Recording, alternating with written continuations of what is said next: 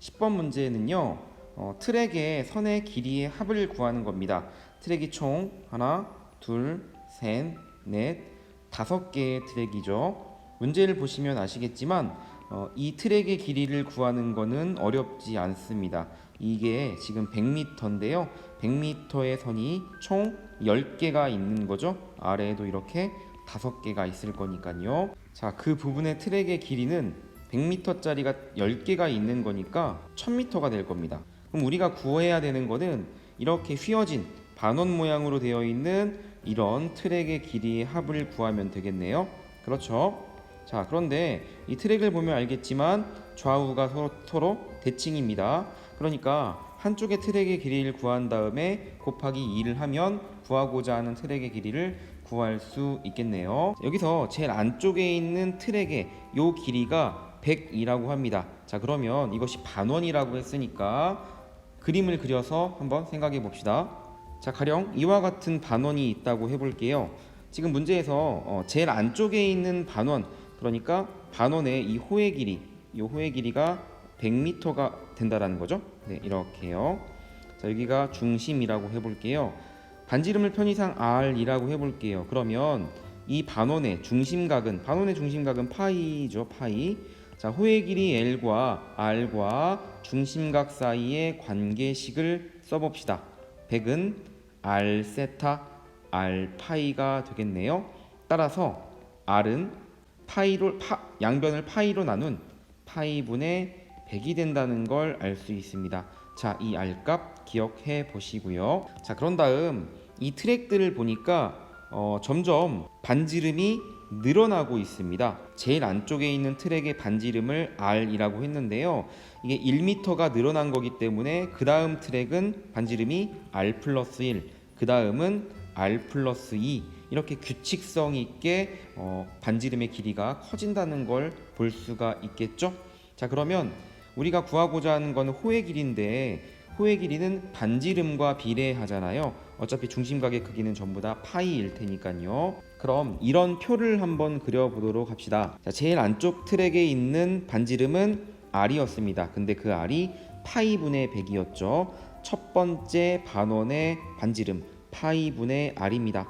자, 윗줄에는 r 반지름을 쓸 건데 파이분의, 자, 두 번째 반원의 이 반지름은요, 여기에 1m를 더한 거니까 파이분의 100 플러스 1, 그 다음은 파이분의 100 플러스 2, 이와 같이 규칙성 있게 수가 나열되겠네요. 자, 그 다음에 호의 길이를 한번 생각해 봅시다. 이 첫 번째 반원의 호의 길이는 100m였죠. 100m. 자, L이라고 표현해 볼게요. 100. 자, 그러면 이 두 번째 트랙의 호의 길이는 어떻게 될까요? 자, 호의 길이는 반지름 곱하기 r 세타 반지름 곱하기 중심각이었습니다. 중심각은 모두 파이로 일치하죠. 그러니까 이 반지름에 곱하기 파이만 구하면 됩니다. 반지름에 곱하기 파이만 구하면 트랙의 호의 길이를 구할 수 있는 것이죠. 자, 그러면 파이를 곱하면 두 번째 호의 길이는 100 더하기 파이, 그 다음 세 번째는 100 더하기 2파이, 이렇게요. 자, 첫 번째 트랙은 100, 두 번째 100 더하기 파이, 세 번째는요 100 더하기 2파이. 자, 이와 같이 수가 나열된다고 해봅시다. 그러면 트랙이 무수히 많거나 이렇게 n번째 트랙까지 확장된다고 생각해 볼게요. 그러면 n번째 트랙의 호의 길이는 어떻게 써질까요? 자, 이게 지금 등차 수열이죠. 보시면 공차가 파이인 등차 수열입니다. 그래서 n번째 트랙의 호의 길이를 써본다면 첫 번째일 때 100, 두 번째일 때 파이, 세 번째일 때 2파이, 그러니까 n번째일 때는 n-1 파이가 되겠죠. 자, 근데 문제에서는 트랙이 그렇게 많지 않아요. 5개의 트랙이 있습니다. 그러면 5번째 트랙의 호의 길이만 표시해 보도록 하죠. 자, 5번째 트랙의 반지름의 길이는 파이분의 100 더하기 4가 될 거니까 호의 길이 L은 100 더하기 4파이가 될 것이다. 그렇죠? 자, 이것을 전부 더합니다. 그러고 2를 곱하죠. 그런 다음에 1000과 더하면 답이 구해지겠네요. 자, 이 L의 합은 등차 수열의 합입니다. 항의 개수가 총 몇 개? 5개 2분의 항의 개수 5 첫 번째 항 100 마지막 항 100 더하기 4파이 그러면 200 더하기 4파이가 되겠죠. 자, 이것을 계산하면 500 더하기 10파이가 나옵니다. 따라서 이 왼쪽에 있는 트랙의 길이와 오른쪽에 있는 트랙의 길이를 합치면 다시 얘기해서 이것을 곱하기 2, 2배를 하면 되겠죠. 1000 플러스 20파이가 나오고요. 거기에 이렇게 일자로 되어 있는 트랙의 합 1000을 더하면 됩니다. 그럼 결과는 2000 더하기 20파이가 되겠다. 자, 이렇게요. 10번 문제의 답을 구했습니다. 자, 다음 문제 살펴보도록 합시다. 다음 11번 문제입니다. 이 11번 문제는 문제를 잘 읽고 잘 이해해야 올바른 정답을 구할 수 있습니다. 자, 문제를 읽어보시면 물속에 들어있는 유해성 무기 물질을 30%씩 걸러낸다고 합니다. 자, 30%씩 걸러낸다고 하네요. 자, 최초 1kg이 들어있는 물을요. 여과장치를 연속해서 6번을 통과시킨다고 합니다. 자, 구하고자 하는 것은 걸러낸 유해성 물질의 양. 자, 다시 한번 표시해 볼게요.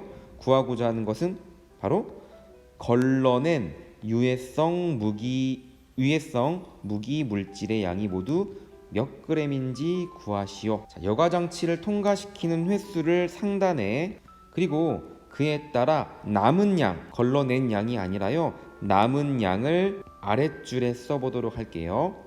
자, 최초 1kg의 물로부터 출발했습니다. 자, 이것을 여과장치를 한 번 거치게 되면요 30%를 걸러낸다고 합니다.